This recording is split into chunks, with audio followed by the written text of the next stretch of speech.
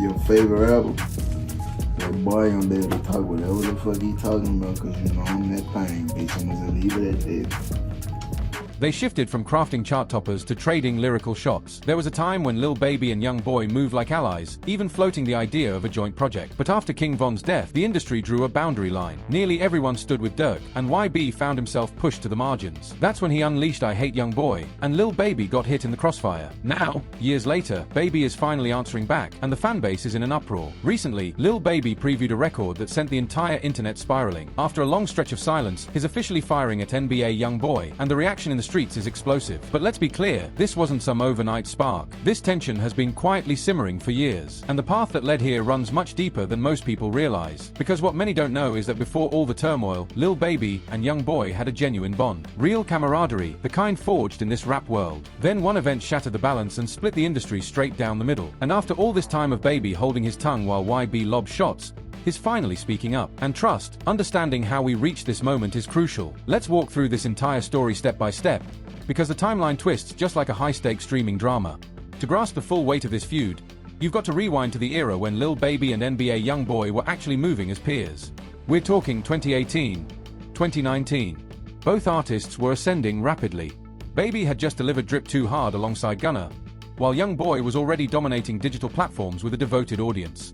The respect between them was authentic. They showed support for each other's records. Their social media interactions reflected genuine rapport. In interviews, the admiration was mutual. It was classic real recognizes real. Both had climbed from hardship. Both were battling their way into the industry's upper tier. Both translated their struggles into chart success. Baby was solid with the 4 Power Factors camp and connected with Lil Durk through QC and Atlanta's network. YoungBoy was carving out his independent empire in Baton Rouge. There was no rivalry, just 2 artists in different lanes, acknowledging each other's grind. That's how the story was supposed to continue. But here's the thing people overlook about this culture. Loyalty extends beyond the studio. When you're tied to certain circles, street tensions force your hand whether you choose it or not. And that's precisely what shifted everything. November 6, 2020, the pivotal date in this entire saga. King Von, one of Lil Durk's closest allies and an emerging star, was killed outside a hookah lounge in Atlanta. We won't dive into the full details of that night, because that's a separate narrative with its own complexities. What matters here is the aftermath. Von's death sent shockwaves through hip-hop and created a deep divide. Dirk was broken.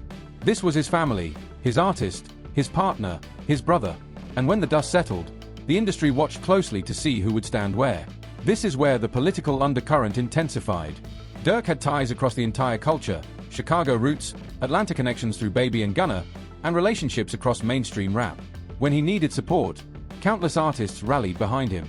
They posted tributes, offered sympathy, and publicly aligned themselves with Dirk. Meanwhile, NBA YoungBoy found himself associated, in the public's eyes, with the opposing side of that tragic event. Fair or not, that became the narrative. And once the majority of the industry aligned itself with Dirk, the consequences for YB were immediate.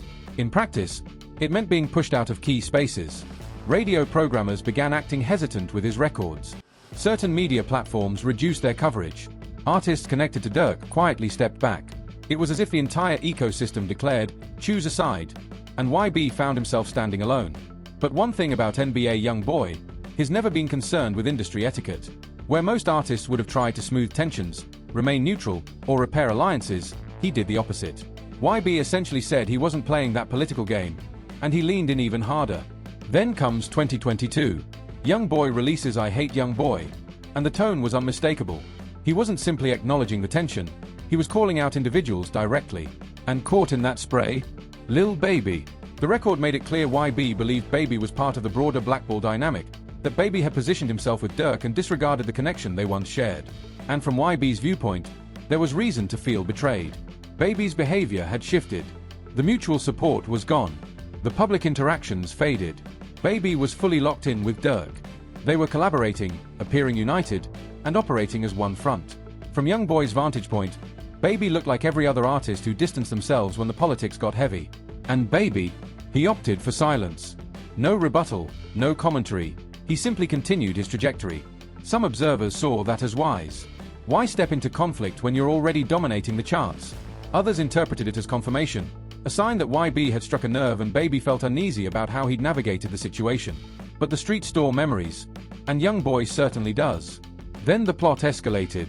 In October 2024, Lil Durk was arrested and charged with murder for hire tied to an incident in California.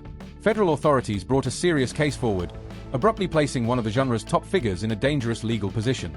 And the industry's reaction? An immediate hush. Artists who once championed Durk online, who offered unwavering support, began pulling away. When federal investigations surface, the environment changes fast. People retreat to protect themselves. But while that silence settled, another shift was taking place. NBA YoungBoy was experiencing a remarkable run. Even under alleged industry suppression, even amid political tension, his streaming metrics were skyrocketing. His fan base remained fiercely dedicated. The numbers spoke for themselves. YB demonstrated that institutional backing isn't a requirement for dominance. Meanwhile, Lil Baby's behavior took a noticeable turn. Fans caught on when Baby began liking YB's Instagram posts, a stark contrast after years of no public engagement. The internet erupted. Soon, word spread that Baby might have reached out privately, attempting to re-establish camaraderie. There's no verified access to the direct messages, so the specifics can't be confirmed, but the public breadcrumbs were impossible to ignore. Baby seemed intent on mending the relationship, trying to re-enter YB's good graces. And why now? Because the landscape had shifted dramatically. Durk was behind bars. YB was thriving. And Baby may have recognized that his earlier alignments no longer fit the current reality. But here's where the tension sharpened. YoungBoy wasn't entertaining any reconciliation. Sources close to the situation say YB disregarded Baby's attempts entirely. To him, this was no longer about collaboration. It was about loyalty, about who stood firm when the environment turned hostile. And then YB made a move that was unapologetically ruthless. During a performance in Atlanta, Lil Baby City, his home base, YoungBoy made a deliberate statement. He played I Hate YoungBoy live on stage. Let that sink in.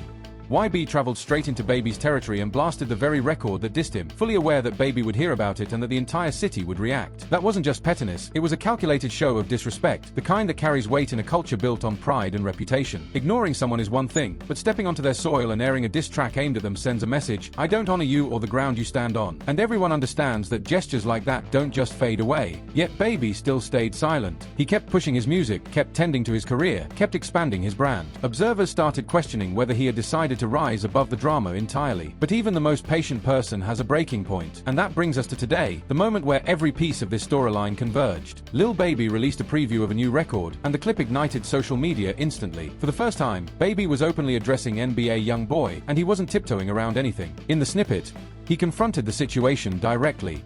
He spoke about choosing restraint while YB fired shots, about trying to remain the bigger man. But now, he was ready to lay out his perspective. The delivery hit with a different weight. You could hear the personal edge in his tone. Even with the leaked audio sounding rough, the intent was unmistakable. Lil Baby was finished with silence. Finished letting YB paint the narrative unchecked. Finished letting people label him soft for not engaging. And according to those who've heard the full track, Baby goes much further in the complete version. Now let's look at the public response, because the digital landscape is in chaos. Twitter has turned into a battleground. YoungBoy supporters, the 4KT community, claim Baby waited too long and now looks desperate. They argue YB has been in control for years and that one track can't change the dynamic. They're also resurfacing the storyline about Baby attempting to reconnect when Durk got locked up, calling it disloyal and opportunistic. Meanwhile, Baby's 4 Power Factors fanbase insists the silence was maturity, not weakness. They say that now that Baby has finally spoken, the energy will shift. They argue he holds the mainstream advantage, the larger catalog, and that once he presses forward, YoungBoy won't be able to keep pace. They're citing Baby's resume, his features, his influence in Atlanta, his dominance in the industry, saying YB miscalculated by provoking him to this extent. And on Instagram, the reaction is even more intense. Every blog sharing the snippet pulls in thousands of comments within minutes. Fans are dissecting each lyric, evaluating every bar, trying to predict what comes next. YouTube reactors are in overdrive, posting rapid-fire commentary. The feeds are flooded with hot takes, alliances, and speculation. Viewership is skyrocketing because the audience is starving for updates. This is a genuine feud between two of the most impactful young voices in rap, and no one can forecast where it's headed. Even other artists have started chiming in. Some urge them to resolve the tension, warning that the culture doesn't need more division. Others say Baby earned the right to answer after the level of disrespect he received. It's become a moment where the entire industry is circling, monitoring the next move. And TikTok? It's an absolute frenzy. Users are clipping Baby's preview for memes, edits, and predictions. The younger crowd is captivated. They thrive on drama, on conflict, and especially on seeing artists who usually remain composed finally react. And that leads us to the larger perspective. But here's where the situation becomes especially compelling, and why it extends beyond a simple feud between two artists. What we're witnessing reflects a much larger shift happening within hip-hop. The tension between Lil Baby and NBA YoungBoy symbolizes deeper questions about allegiance, industry alignment, and what happens when the culture forces you to pick a side. Baby positioned himself with Lil Durk and the broader industry machinery. He embraced the political framework of the business, making the strategic moves he believed would elevate his trajectory. And for a long stretch, those decisions paid off. He secured high-profile collaborations, consistent radio rotation, and sweeping institutional support. YB took the opposite route. He rejected the politics entirely and doubled down on his core following. He didn't attempt to navigate relationships or maintain industry harmony. He stood firmly in his own lane, even when it meant facing blackballing. And here's the twist: his approach succeeded, too. He showed that an artist can dominate without industry backing if their fanbase is unwavering. Now we're left with a landscape where both strategies produced wins, yet the underlying conflict remains. Which raises the bigger question: did any of this tension need to happen? Could both artists have thrived without becoming rivals? Or has the culture evolved into a space where neutrality no longer exists, where you're either aligned with someone or positioned against? What's even more striking is recognizing how a single event, King Von's death, triggered a chain reaction that still echoes through the industry years later. That's the magnitude of loyalty and street affiliations within hip-hop. One tragedy can shift alliances, fracture relationships, and ignite disputes that refuse to fade. So now the focus turns forward. Baby has finally issued a response, putting the momentum in YoungBoy's hands. Will YB answer back? Are we on the verge of a full-scale lyrical exchange with diss tracks flying from both camps? Or will Baby's response serve as the final word? Judging by NBA YoungBoy's history, he's not known for letting anything slide.